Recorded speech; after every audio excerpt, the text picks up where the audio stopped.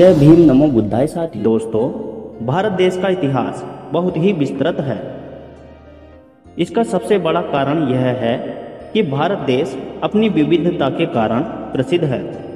इसी कारण इतिहास के बारे में कितनी भी जानकारी हासिल कर ले, लेकिन कुछ न कुछ छूट ही जाता है। इसी कारण इतिहास में रुचि रखने वाले लोगों के मन में इतिहास से संबंधित कई तरह के सवाल होते हैं, जिनके जवाब आमतौर पर बहुत ही कम लोग जानते हैं।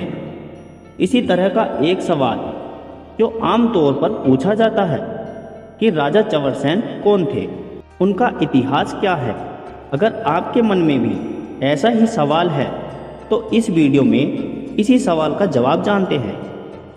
तो आइए दोस्तों, बिना देरी किए वीडियो को शुरू करते हैं।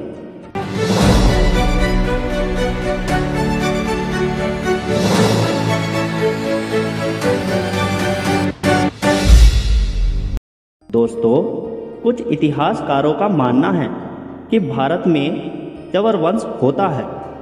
ऐसा माना जाता है कि यह राजवंश सूर्यवंशी क्षत्रिय कुल से संबंध रखता था। दोस्तों, गुजरात में चवरावती नगर इस वंश की प्रतापी राजधानी होती थी।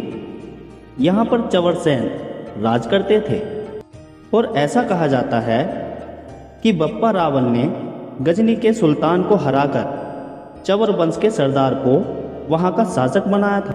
और दोस्तों, कर्नल टाट महोदय द्वारा लिखी गई उनकी पुस्तक राजस्थान का इतिहास में इस वंश के बारे में विस्तार से वर्णन किया गया है।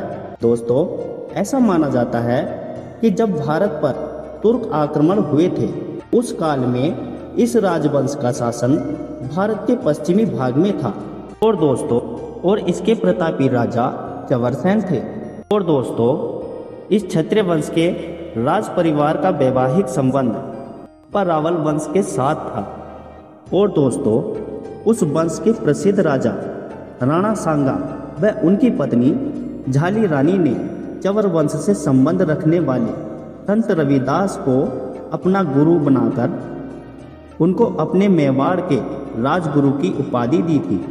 और दोस्तों, कुछ लोगों का ऐसा मानना है जो चवर वंश के प्रतापी शासक होते थे, ये वर्तमान में चमार कही जाने वाली जाति से संबंध रखते थे।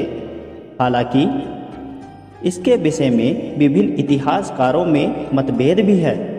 पुराने समय में तथा संघ की मानसिकता रखने वालों के अनुसार चमार जाति को अछूत समझा जाता था। दोस्तों, कुछ इतिहासकारों का यह मानना भी है कि इसी चमार जाति से राजा चवर सेन संबंध रखते थे तथा इनका गौरवशाली इतिहास मिटा दिया गया है। दोस्तों, आपको यह जानकारी कैसी लगी कमेंट करके बताएं और वीडियो को ज़्यादा से ज़्यादा लाइक व शेयर करें। तब तक के लिए जय भीम, जय भारत।